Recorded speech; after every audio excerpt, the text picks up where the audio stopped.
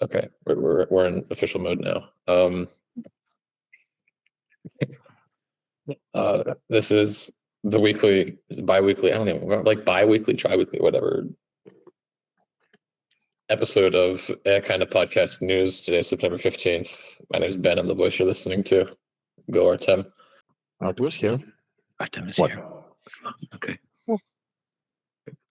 Sometimes we just have different people on the podcast. Sometimes we need to start doing guests, by the way. It's nothing to do. We kind of octopus style pulled Ira into this as a permanent guest. I'm not a guest anymore, right? Yeah, no, you're 2 podcasts away from a founding member at this point. So Are there any incentives or I don't know, shares or something else, or just sharing the glory of what we're doing? I was legitimately thinking of going to the States and opening an LLC for this, just because if we're going to see, yeah, exactly. That's why look at Artem's reaction to that shit. Because yeah, I mean, Angela's doing work. We're paying her. You know, servers cost money to own and operate, and feasibly in the future this could take off at some point. So in the meantime, I could at least get some tax dollars comped for the losses that I'm taking in terms of like continuing to do this the American way. As soon as I'm starting, yeah, I throw money into a hole and then pay fewer taxes. But okay, I will share then. Window. Let's just do the window share. I guess I could do the Chrome tab. Today's going to be a doozy. Many things have happened. Oh. We are blind to the slides, so I'm going to slideshow mode this. We had debates. They were presidential in name, but certainly not in quality. So we could briefly discuss those. I don't know. Did either of you watch them? I did not. I saw the highlights. Are those animals from Springfield? Of course. Did you not?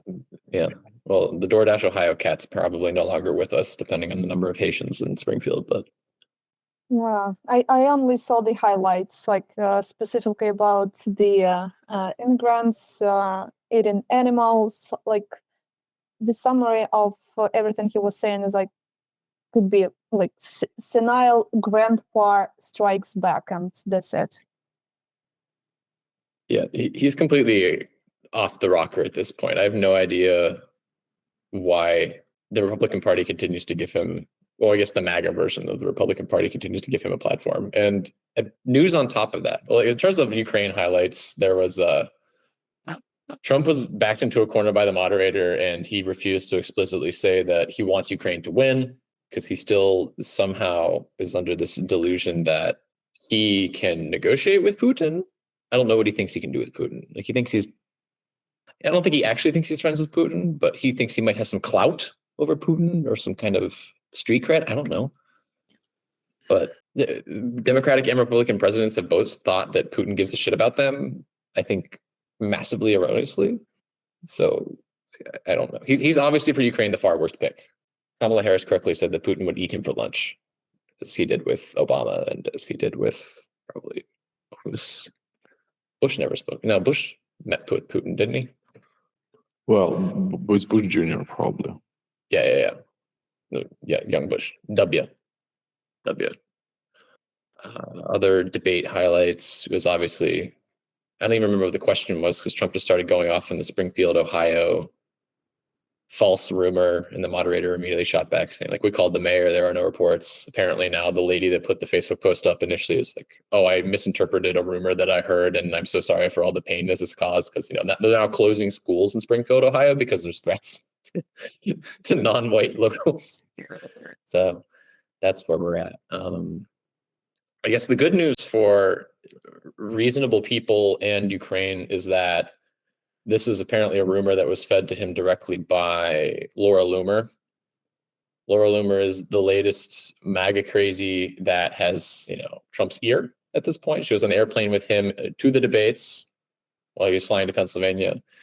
And she also is hated by other people, even within MAGA. So MAGA is now very concretely eating itself.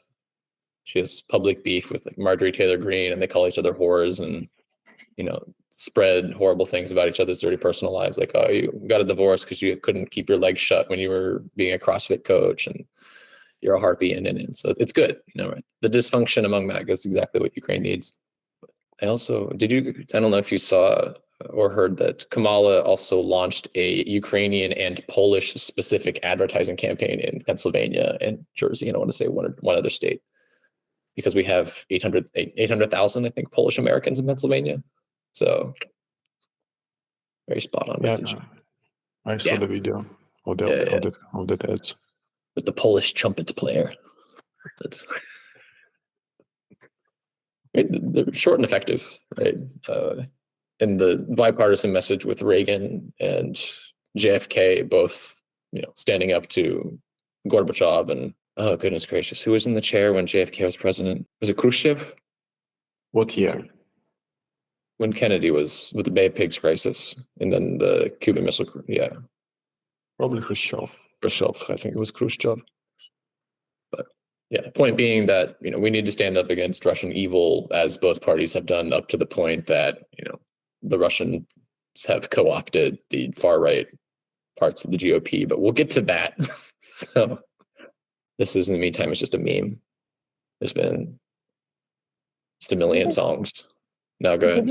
Did they say how exactly they want to stand up to Russia in all of their campaigns? So you just need to do something, but without any specifics. The beauty of it is that Trump babbles. So, even when he was asked about how to fix the economy and other kind of concrete policy action items, this is within 60 days of the election at this point, he said, I have a concept, quote, a concept of a plan.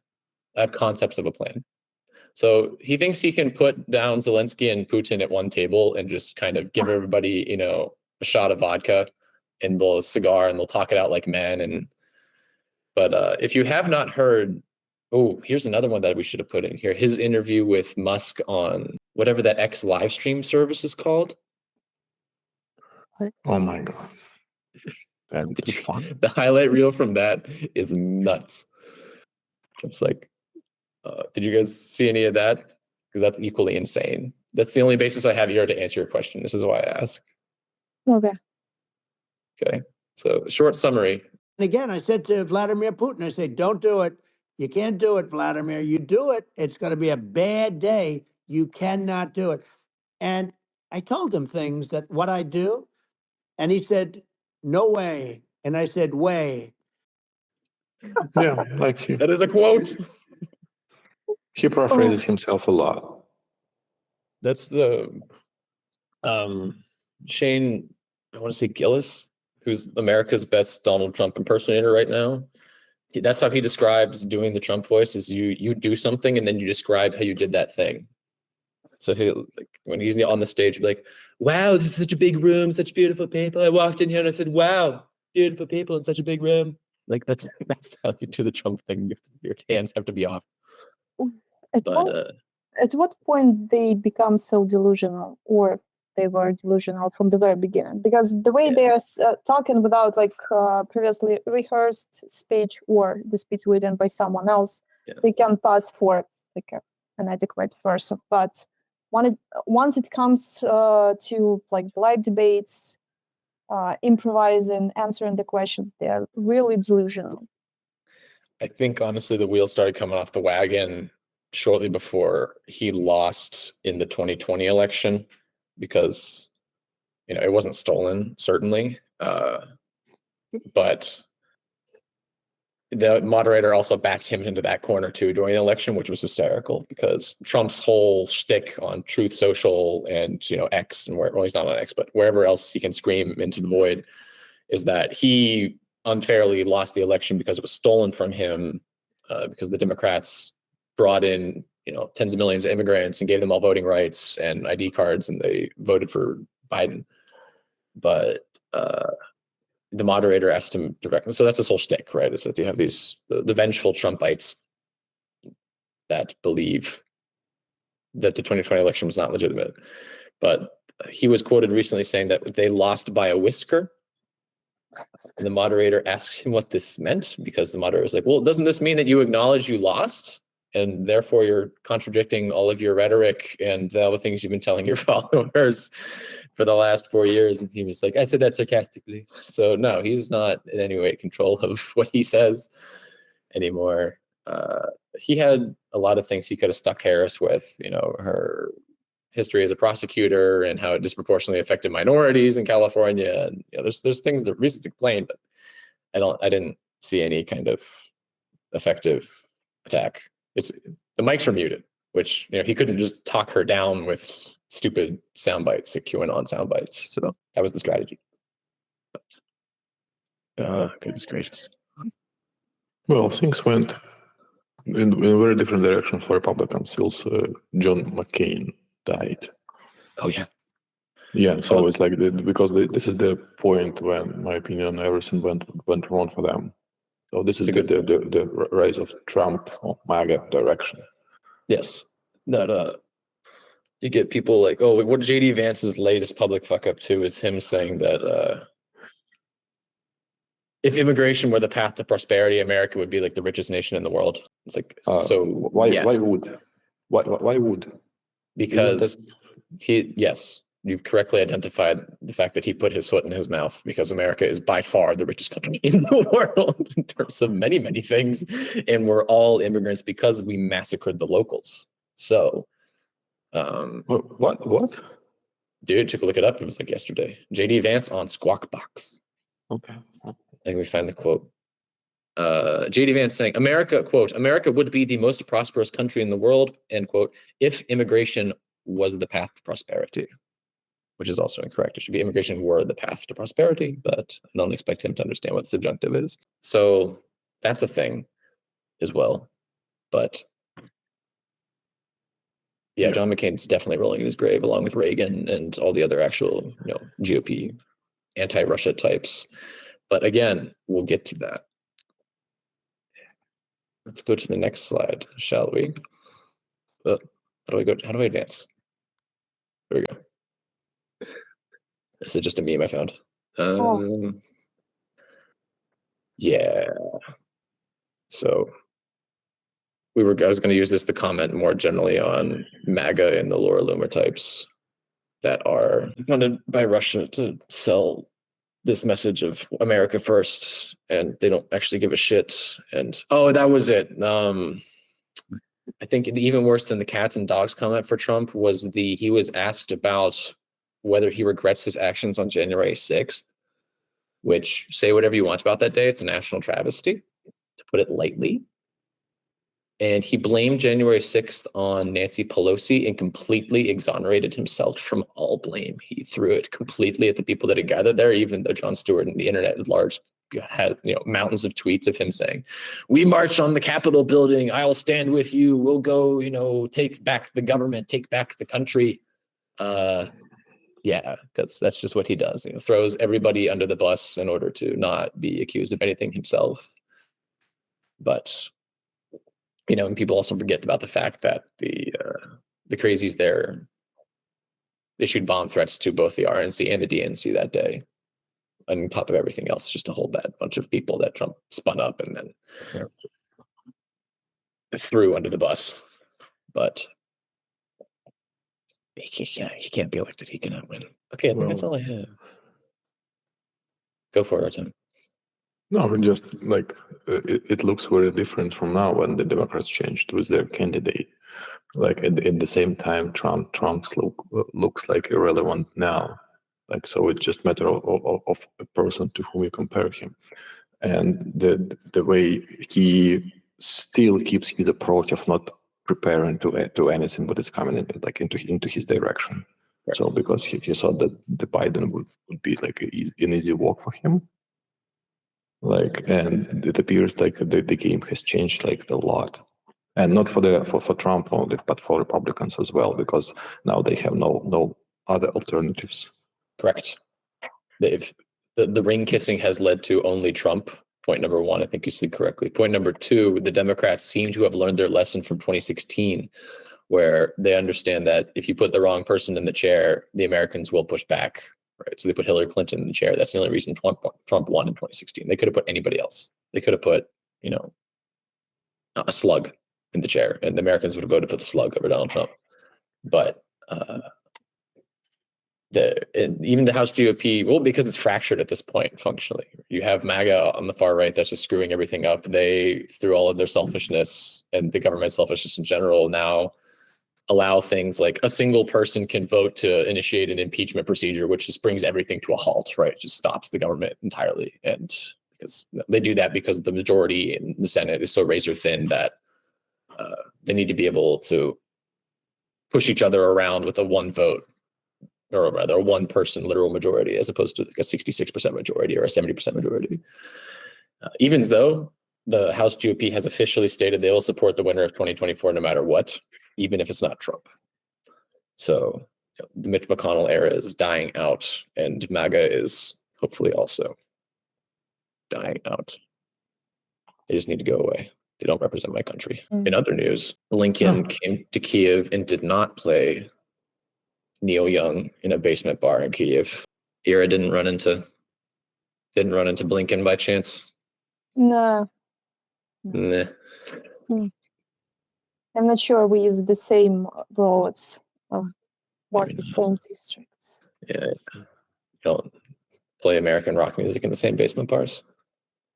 Oh, that is why some of the roads were closed. Oh, makes sense now. Okay.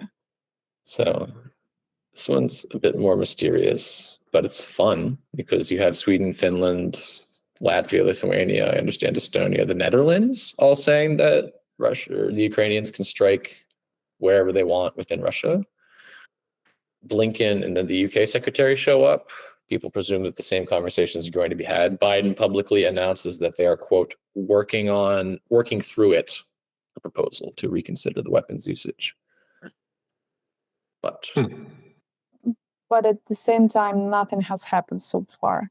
There is no correct clear decision on that. Well, Zelensky, I think, last week went to Congress with I think the articles are referring to it as a wish list of military targets in Russia, a victory plan or something like that. It's like, here's the stuff we want to blow up with your missiles. Can we blow it up, please? And while this is deeply frustrating, there is also a degree now of, it's good that the West is even having this conversation, right? So that's progress. Because previously it was Joe Biden and Jake the Snake Sullivan saying that no one gets to do anything.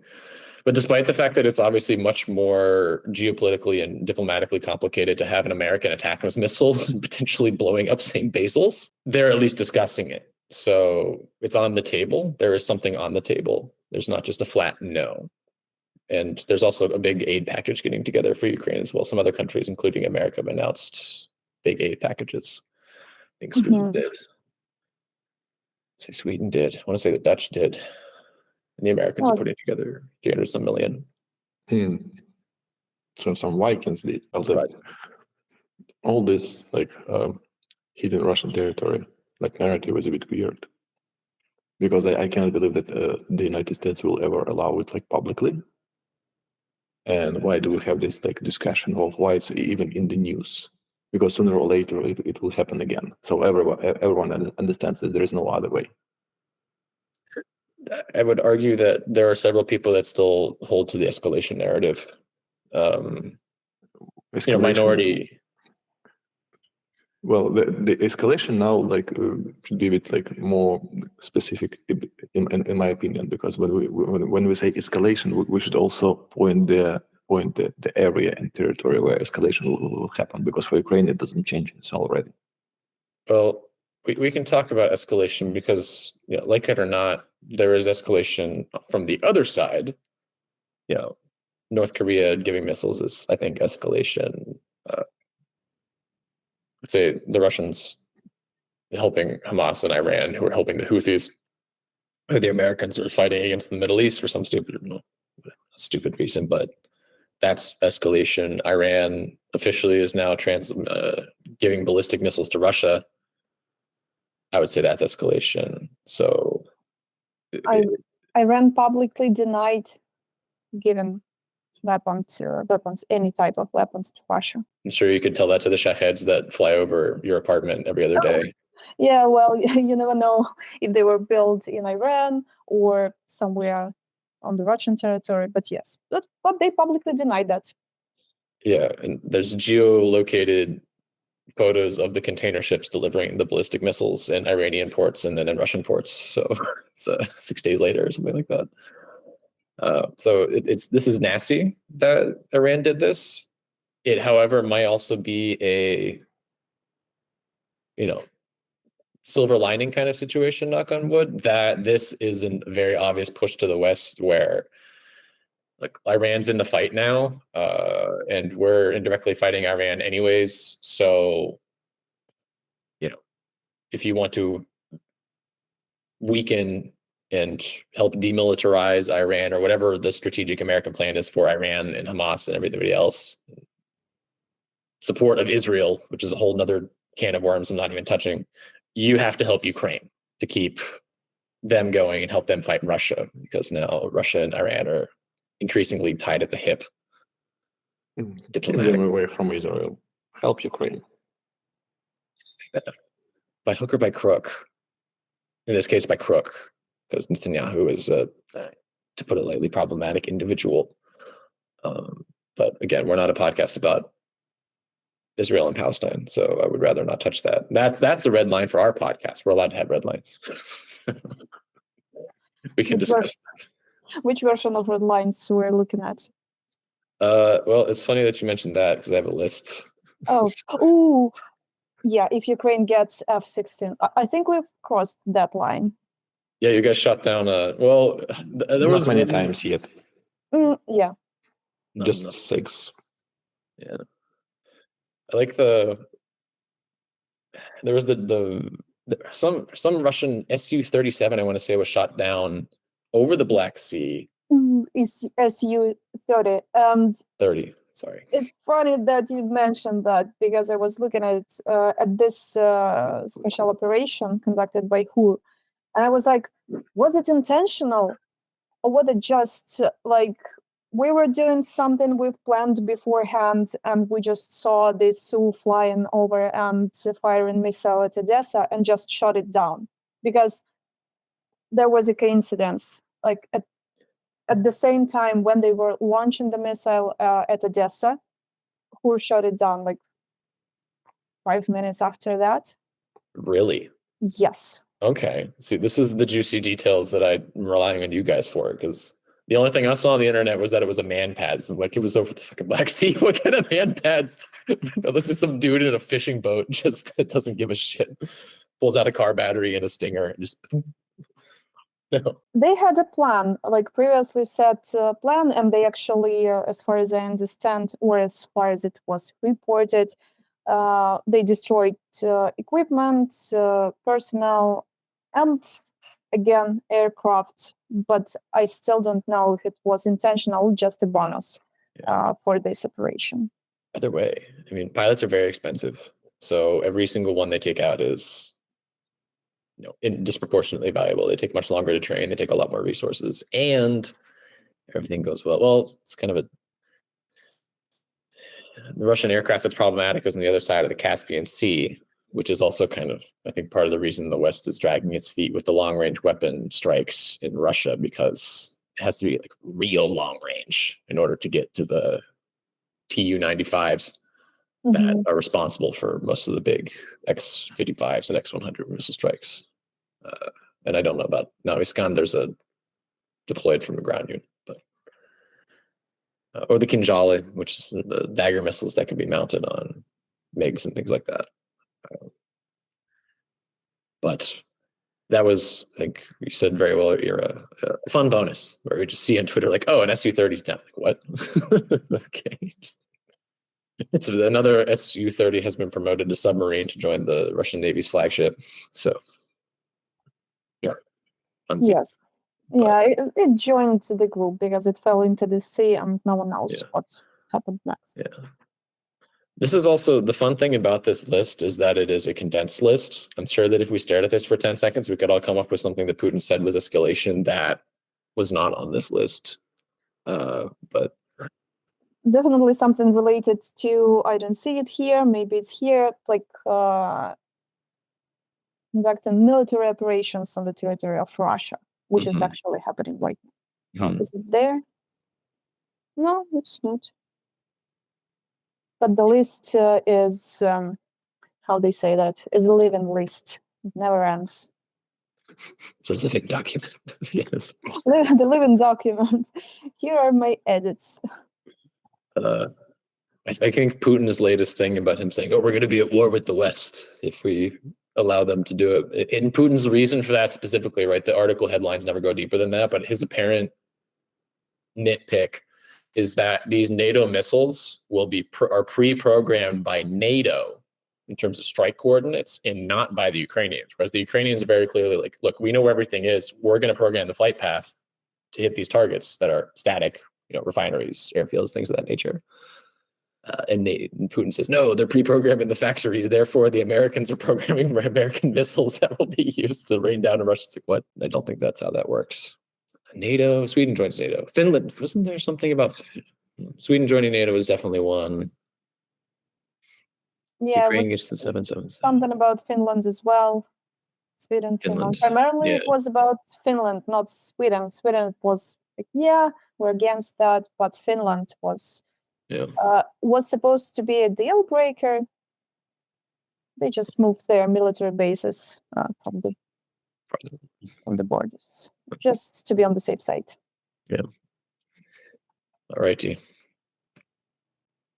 So this can be a quick one.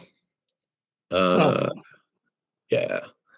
So for those that are listening, this is a picture of a large humanitarian aid truck with it's white as well. It was white as snow with the giant International Red Cross emblem emblazoned on the side, and it is also literally blazing because it was shelled while parked, I believe, at a humanitarian checkpoint, and several Ukrainian Red Cross workers were killed by Russian shelling. However, the Red Cross, condemns the attacks in the strongest terms. It's unconscionable that the shelling would hit a literal aid distribution center. However, they still fail to name the fact that it was Russian shelling on a Ukrainian Red Cross center. And so the Ukrainian Red Cross got Twitter community noted, which is just sad. I do not know what is going on with those big international aid agencies. Like, if they have to do this in order to get access to people in Russia or what it is, I don't. Maybe you guys have more information on that, because I don't understand what the whole. It's not even fence sitting. It's just blatant omission of the culprit. Yeah. Well, the Red Cross claims that they have to remain the way they are. They have to operate the way they are operating right now, just to have an access to the prisoners of war in Russia. But as far as I understand, as far as I remember, they haven't seen the prisoners of war. They didn't have an access to them. And Russia even claimed that they didn't request to get an access to the prisoners of war. I mean, Ukrainian prisoners of war in Russia. So there were, I guess the strikes are still continuing near the Kyiv office of Red Cross. Families of the prisoners of war, they are trying to get any type of information from Red Cross. They are not getting it. That's it. The strike continues. The strikes continue. No one doing anything. I mean, from the Red Cross side. Yeah, that's what I don't understand, because that's my understanding as well, is that they don't have the Red Cross doesn't have access to Ukrainian POWs in Russia, because obviously they would be reporting all the heinous things that Russians do to your POWs, in which that's just Russia playbook 101. So everybody understands that. But why they feel the need to have these displays of moral cowardice, when it's my favorite term recently that I came up with, is moral cowardice. Why they do this when there's nothing to lose at this point? Like, what are the Russians going to say? No, now you have even less than zero access. Come on. But anyway, it's another reminder to not donate to international orgs like UNESCO. Go ahead. Go ahead. What if the Red Cross communication or cowardice is not about Russia at all, or is not about war? What if it is about just getting a budget for next year? exactly. No So idea. it's not about the like an outcome, it's just about people being employed, like simply. Employed in the sense that just they're internally not allowed to have a backbone, or they not going to get Yeah, their contract yeah. re-up? Just having salaries. So what if we just like like a decoration of an organization with zero progress of like any like If, outcome that can be like observed from any point. I don't know.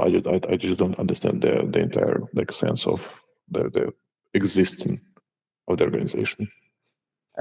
Is I think that's this type of organizations, their existence at the very beginning was possible due to, I don't know, different parties actually sticking to the agreement they had. Like Red Cross was supposedly helping prisoners of war, or they were helping only because two parties agreed, or two or three or more parties of this agreement were again sticking to the terms of the agreement. Right now they cannot do anything. It's like they are not negotiating, they're not doing anything, and they are just existing, eating the budgets. Like that's it. Yeah, which I don't know. It's hard for me to think of someone who fights a less humane war than Russia does. You think of examples of World War I, where like the Germans and the British would come play soccer with each other on Christmas Day, and then just return to their trenches calmly in the 26th and continue shooting each other. So this is how much of the international systems that we all are tied into just fall apart when one person decides to be selfish. When like China or Russia, it's nuts. Also, the United States, they do stupid things. I'm not saying that. But anyway, so yeah, donate to Ukrainian initiatives. Don't donate to the Red Cross. Oh, Ooh. Yeah. how unexpected. No, not unexpected. This is I wanted to put "I told you so" as the captain, the caption. This makes me angry, so I'm going to let you guys talk while I try to gather myself. Ooh, what exactly makes you angry? The fact that a lot of this seemingly European, Western European, or American, how what would I call them, like free speech, democratic or independent resources are actually backed up by Russian money? I mean, okay. Or Try not to rant. Try not to rant. I'm trying not to rant. This is a dialogue, or rather a trialogue. trilogue, yeah. Okay. But first and foremost, this is not unexpected. We have our Vatnik of the Week sequence in normal podcast mode because people need to be reminded that this exists. People need to be reminded that Russian soft power exists, and it's quite competent, as opposed to the Russian, in stark contrast to the Russian military. Russian soft power and information networks are very good at what they do. It's also an election year, so Artem saw this coming before anybody else. That for the third straight American election in a row, the Russian disinformation and manipulation machine is running overtime in that building in St. Petersburg, which I have seen, the Internet Research Factory or whatever it's called. What's not surprising, I guess, is that number one, all these fucking people knew about it. That's the part that is not surprising, but also the most disgusting to me, is that the Russians have never been friends of the United States. I cannot, this is weird because I get to talk about America stuff on this Ukraine podcast, but Russia's never been our friend. Cold War, we have two enemies in every video game, in every movie, in every piece of pop culture content. It's either the Russians or it's the Nazis. In Ukraine's case, these are both the same thing.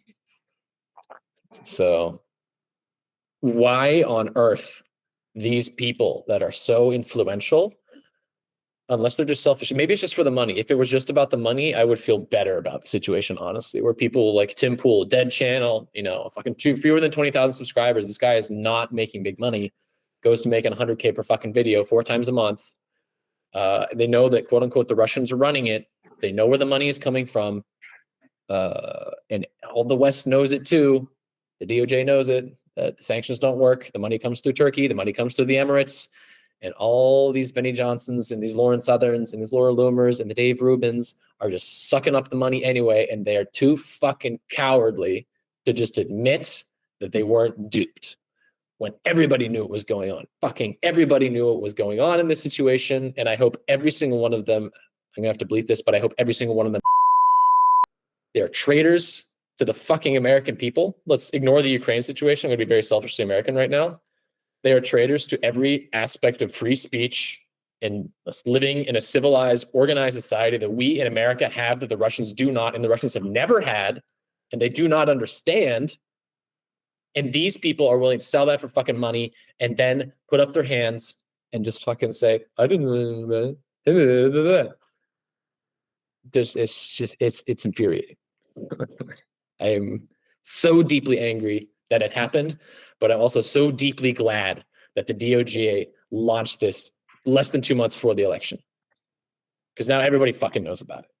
And even the crazy is like, it's when you think about like this, the bottom of the barrel for the always Trumpers and the hardcore MAGAites, you're now getting to the point where this is like, okay, understand you don't like abortion. We got rid of abortion. Roe v. Wade, that's gone. I understand you don't like a balanced court. We got rid of the balanced Supreme Court. Okay, that's gone. I understand you don't like, rights for LGBT. We knocked down on that too. That's all well and good. I understand you don't like the blacks. You don't like the Latinos. You don't like the minister. We can go on that all day. Let's jazz on that, right? There's lots of people do that. That Laura Loomer bitch, said that the White House would smell like curry. And that it would become a support center if Kamala Harris was elected because she's Indian, right? So we can even do the racist shit. That's fine, MAGA says. Totally cool. Big fucking green light for that. And now it is so explicitly like, if you're on the MAGA team, you are Team Putin. There is no reality where Team Putin is within a million miles of anything that is good for America. And these two things are now inseparable. 1000% they're inseparable. You cannot bitch about the DOJ's 2016 investigation into Russian election interference. Even if you think the FBI was ideologically co-opted, this is just hardcore evidence that there's Russian information shit going on everywhere. This is just plain as can fucking be. The Russians are out to destroy everything good that other people have, America included, and they will find the weak link traitors who will sell their grandmother for a loaf of bread, give them a shit ton of money, and do what they do best, which is this exact shit. I need to stop. I'm starting to sweat from anger. From anger? Well, it came it went like quite fast from the notion of freedom of speech to saying something for Russian money and call it freedom of speech. They had topics. They had a topic list, and it's so opaque. This is the fundamental problem with. We can focus on the GOP right now, but both political parties is that you can do fucking talking points until the cows come home, but you need to go out there and fucking do it. You want to bitch about the water quality in Flint, Michigan? Put money into infrastructure, get the lead out of the water. Children will stop having cancer over time. This is not hard to do. If you cared about the fucking border, then why do you only care about the border when the election year starts, when the problem has been bad for over 3 years, and even before that, because of, in part, controls that Donald Trump removed when he was the president to allow more people to get over the border. Like, if you care about the issue, then go fucking solve the issue. If you're here for the right reason, then go do your goddamn job. And if you want to bitch about it live, for some reason, there's an appetite for that right now, which is, I get it. Inflation exists. People's lives are hard. They need an outlet for anger. But at what point do you not understand you're just being actively manipulated? Ooh, that's a great question. It's not even a question. You rightfully emphasized that Russia was always good with their soft power. Like, always. And they knew what they're doing. They saw, they played basic urges and needs of people. Like, they gave money to someone who were able to speak. And this someone pinpointed allegedly these problems that US is having, like immigrants or risk of job loss For white Americans. for white Americans. How white should you be to be considered white American? Because it feels like there are multiple shades of white. No? There is a scale of whiteness. They mean like Jesus with straw-colored hair, eyes as blue as the sky, descending down to his plantation in Louisiana. You know, white. This is what they fucking mean by that. They don't mean half black. They don't mean the Drake kind of shit. Okay. Well, from the list of topics, I see that they targeted all of the different groups, and almost everyone, like I'm 90% sure that almost everyone, even the most intelligent person with the critical thinking, found something in one of these topics that was calling to them, to their thoughts. Or maybe our guys will die in Ukraine, or maybe my, son, brother, sister, or someone else will die if we continue escalating. Or why in Ukraine? Well, exactly. It says our guys will die in Ukraine because they believe that if weird, train of thoughts, like why in Ukraine? Why not somewhere in Europe? Or let's take, for example, some small NATO member make some provocation on the border from the Russian side and speculate on American TV about that.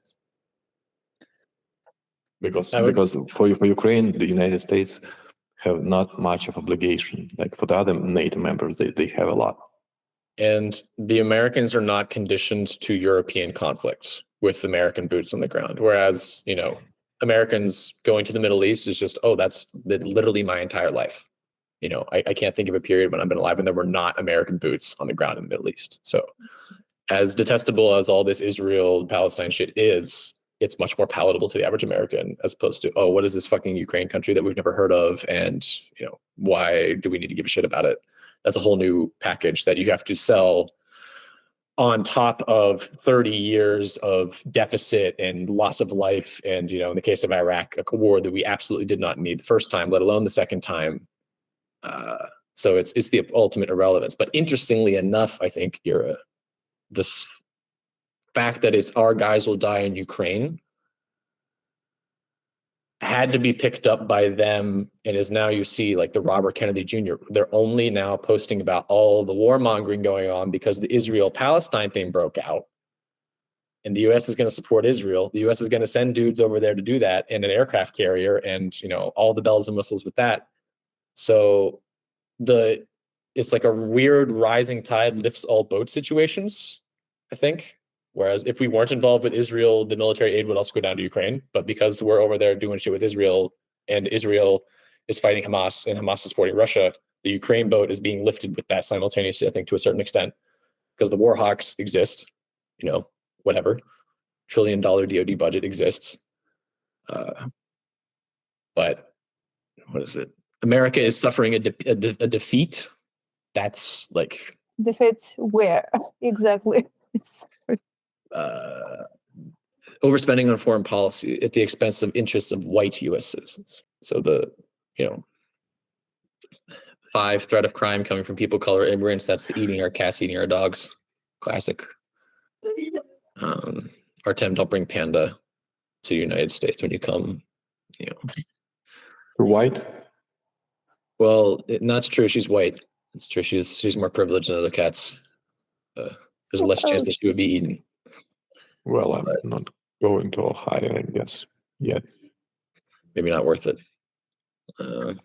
They could smell Panda on you, and then that would be the end of it. It's just so weird and sad because it's part of the reason I hate politics, but it's also part of the reason I feel like I could be a good politician, which is arrogant, but I never will be. So I can say things like this. Is that it can't be that hard of a fucking job. I mean, I'm sorry. Like, there are hard jobs that exist. Being a frontline medic, that's a hard job. Being an ER surgeon, that's a hard job. Lots of other examples out there. Sitting in a room, especially if you're like a state representative or a mayor or something, you have a lot of control and influence and kind of just writing papers that hopefully make people's lives better. Can't be that hard. Like, The worst Yeah. part of politics is that in reality, politicians, they never lie, like on purpose. They say what people want to hear from them. Yeah. And with time, the same politicians, they change narrative a little bit. They change this agreement between them and their voters, oh my God. so that the voters can get used to somewhat altered agreements. But in reality, they never lie. They tell exactly what people want to hear. They give exactly what people are willing to accept or what they want. So it's I mean, especially not lately with this fucking Trump just promising shit blatantly. You know, like, we'll eliminate taxes on overtime work. It's like, what? You have had no idea how anybody in the real world fucking works. Like, oh my God.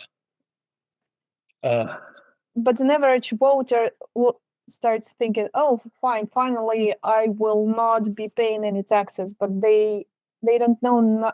They know nothing about taxes, how the economy works, how the market works, and they're not thinking about like their future. They're thinking about the immediate effect of this promise, Yes. that not paying taxes.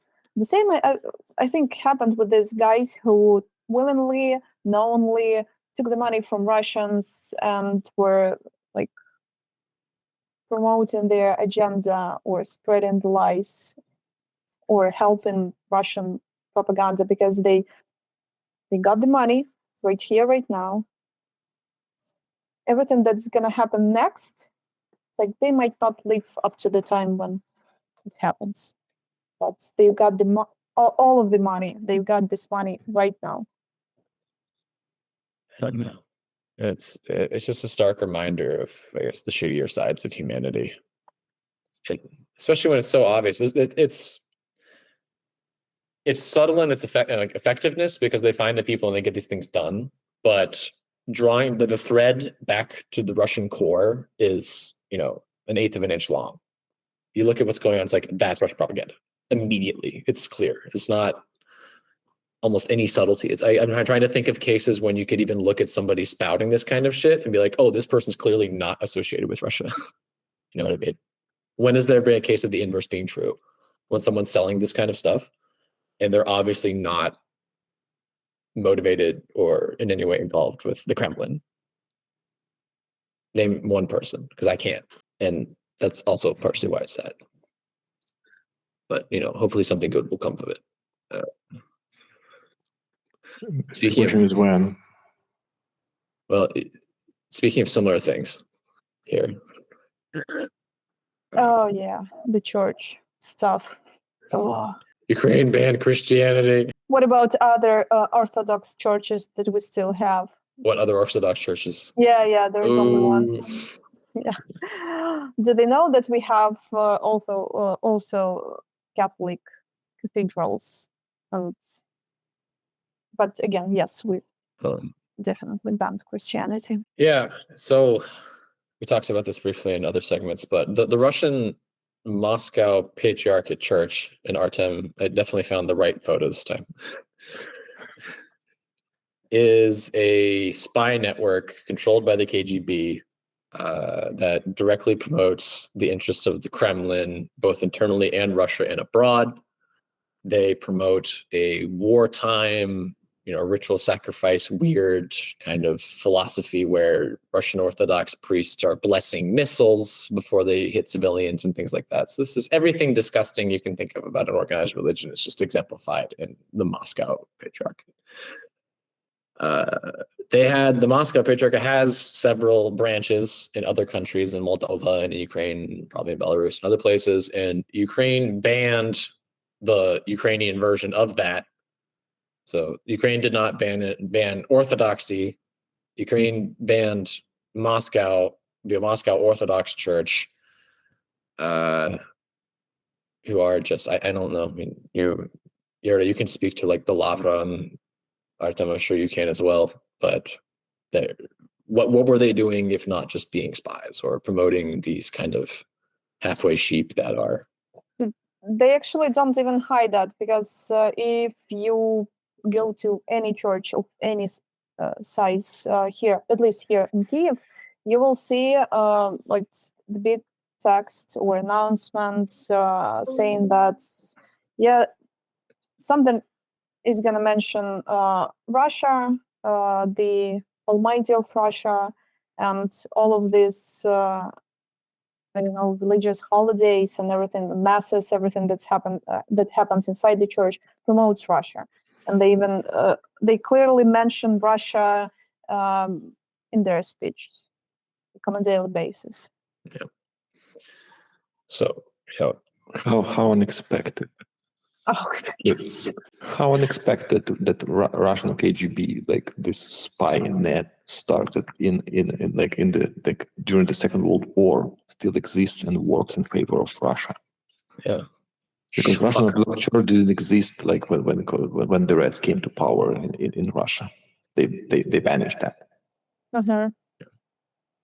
So how unexpected that the influencers were paid for spreading this Russian opinion or Russian point of view on the notion of freedom of speech. How unexpected that finally that we know that Elon Musk was like raising money from Russian oligarchs, like for buying Twitter, to spread their lies for Russian bot influencers. Oh, keep going.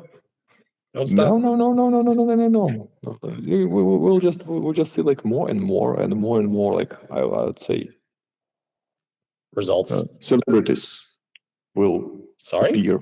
Celebrities like people, popular people will appear like to us as like not Russian agents, but people with like contracts that lead to Russian like authorities. We'll just know about that like in a decade, I guess, or two.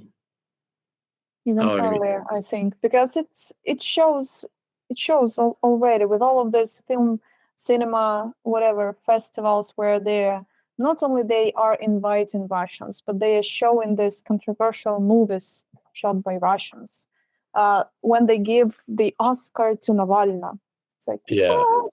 That was. Or when she becomes the head of what's the name of this organization? Human Rights Watch or something like that. Yeah, Human Rights Watch, International Human Rights Watch, or something like that. Yeah, so it shows already. They are literally everywhere. Yeah. Well, at least that Canadian, at least it's not a Canadian movie. That Russia Today movie, funded by Canadian taxpayer dollars, was partially banned.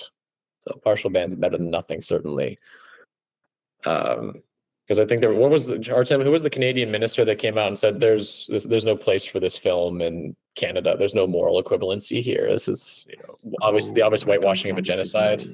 Yeah, I think it was a she. I think some lady, but TIFF Media can very squarely go fuck itself. Well, the only minister of her that was Chrystia Freeland. I might be I might be wrong. No, I might be misremembering. I ate a lot of memes in the last 2 days trying to put this slideshow together. So, but point being, there's just this. Well, then, but where this person's very blatantly coming out and saying, there is. What did the Russians say that made that documentary movie? Like, we didn't see any war crimes. Plastic. Because we weren't watching or looking at it. Yeah, we were walking around with blindfolds on the entire time, and we couldn't see anything. But just that's again the thread back to the Russian propaganda is 1/8 of an inch long. There's no subtlety in that film. You cannot nobody can look at the thing that's going on and say the Russians are not committing war crimes against the Ukrainians, let alone against themselves. Right? They could be more subtle about it, even if they had been more subtle about it and made a movie about how Russia do the whole Navalny route, right? Which is why Navalny had more success in Hollywood. They had more clout, and they got all the way to the stupid fucking Oscar. Was because it's another thing to say, oh, woe is me, we are but victims of the suffering, as opposed to doing what these morons are saying, oh, there is no suffering in the war. There's no war crimes. What's going on? Feel bad. Like, no, it'd be one thing to say like, oh, our troops are suffering because commanders that have personal arguments with skilled personnel are taking the skilled personnel and canceling them or sending them to the meat grinder, or the Chechens are shooting Russians in the back, or things like that. That would at least be more effective on useful idiots. But, going whole hog and saying we see no war crimes. No. But it does identify weak links in civil society. So that's useful. Mhm. They're trying to actually get this movie back to the, what was that, Toronto International Film Festival. Yes. They were trying to edit back with the, what was the, like, let people see it and decide by themselves what they are seeing in this movie. Propaganda, like state. Sounds like a Trump campaign. Those vibes, similar vibes. Artem, you're on fire today. I don't know what's going on, but I like spicy Artem. Goodness gracious. Oh, I'm a big fan of this. He's Major General, I suppose. I'm a big fan. Go ahead, I'll let you take it then. No, this guy is actually. There are several. At least I've seen a couple of short videos. First, with him commenting the Kursk offensive in German, in the German television. It's really great. The last one I've seen is really good. Actually, at some point, I don't remember who was trying to say that at some point he should replace Scholz, actually, because he's saying the real stuff. His comments were relevant because he assessed this Kursk offensive as having three primary goals. The first one is obviously to relieve the pressure in the Donetsk region. The second one is give some kind of an inspiration to the Ukrainian army and Ukrainians. The third one is to get some kind of a bargaining chip, and we reached all of the goals because Russian troops were partially sent to, at least part of them. First, they were sent from the Donetsk region to Kursk. Mm-hmm. Secondly, Russia is trying to find more soldiers somewhere in Siberia to enlist them to add them to Kursk counteroffensive of Russians. Mm-hmm. And what else? This bargaining chip gave us immediate results right now because since 2023, if I remember correctly, there was no exchange of prisoners of war, namely the from Azov regiment. Wow, really? And yes, the last exchange happened a year and a half ago, and either yesterday or the day before yesterday, yes, they exchanged prisoners of war, and they got 23. Yes, 23 surgeons, even officers, soldiers from Azov regiment. Oh, I saw 103 total. I didn't know there was as many as 23 Azovites inside of that. That's a lot. Mm-hmm. Wow. Okay. And they were exchanged for the conscripts we got in this Kursk region. Yeah. And the funny thing is, not sure we have to double check that, but those captured and swapped, they were taken right back to the military bases near the front line again. I wanted to say you're gonna swap them twice. Most probably. They're going to surrender immediately because they already, like, if they don't get shot, assuming that the Russians don't kill them for like cowardice or whatever, some stupid reason, they will surrender again. So super duper. Well, at least they can eat normal food. They could eat normal food. Now they can't. They're back in Russia. Yes. Yeah.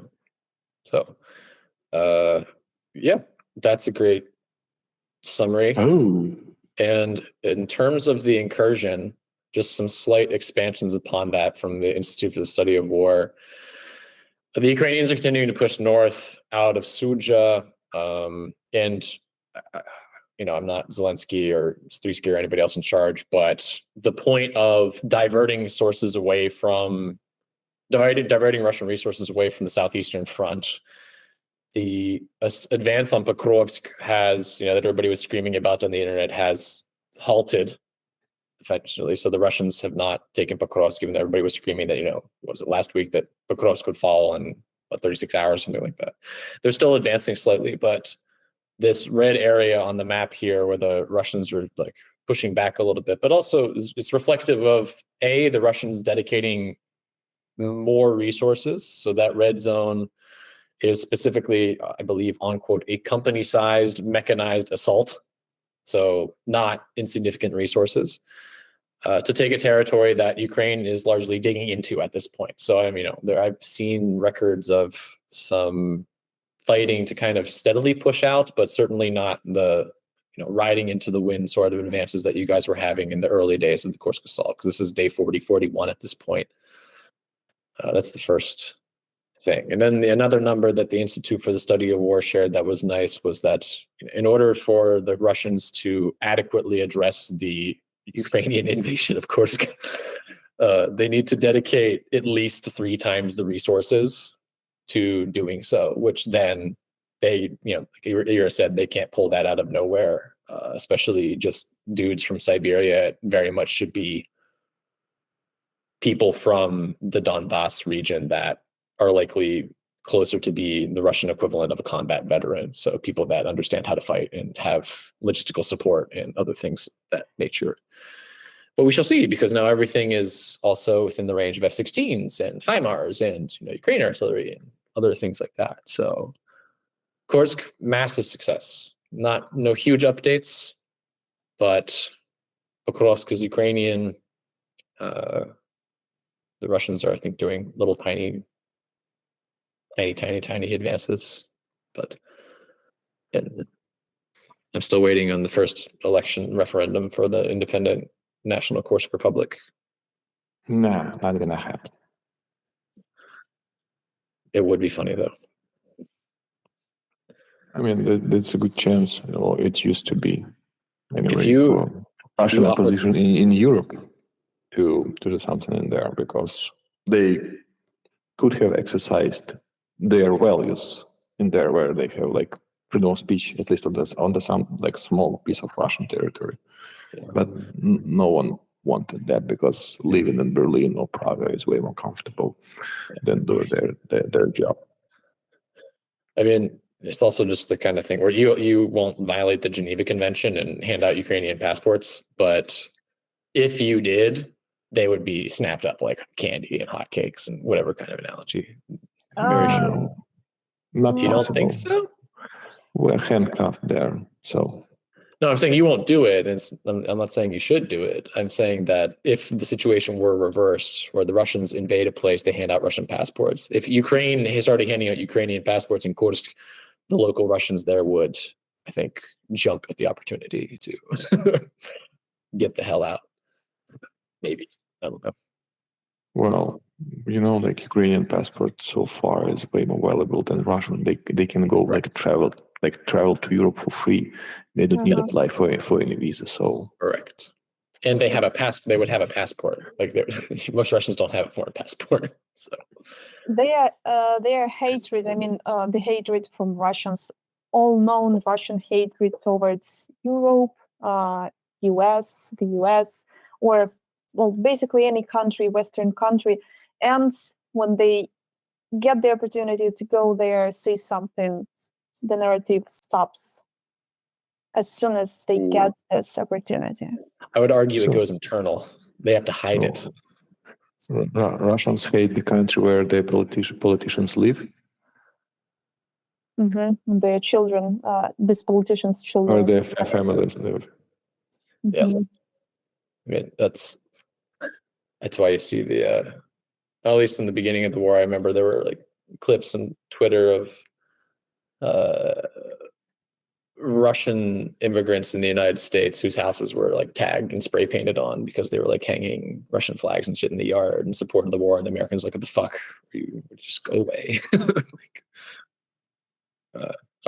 Confrontations in parking lots and shit like that, because you can take a Katsap out of Moscovia, but you can't take the Moscovia out of the Katsap. No way.